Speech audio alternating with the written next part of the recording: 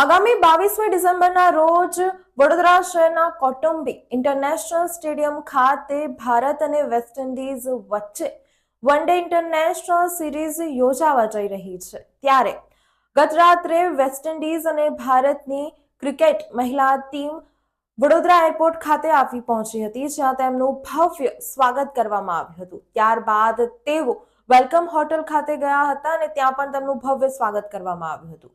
આગામી 9 દિવસ સુધી ક્રિકેટર્સની ટીમ વેલકમ હોટલ ખાતે જ રોકાશે।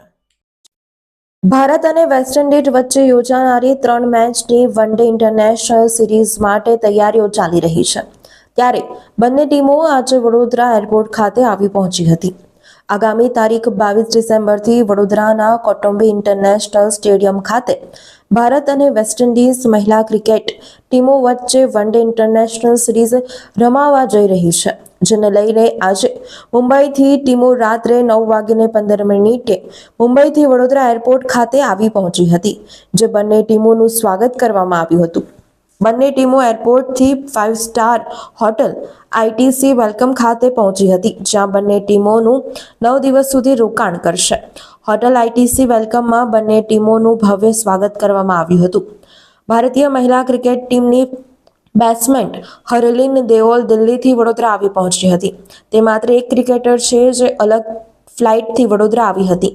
તે T20 ક્રિકેટમાં રમી હોવાથી અલગ ફ્લાઇટથી વડોદરા આવી પહોંચી હતી। ભારતીય મહિલા ક્રિકેટરો વોલ્વો બસમાં બેઠા પછી મોબાઈલમાં વ્યસ્ત જોવા મળી હતી।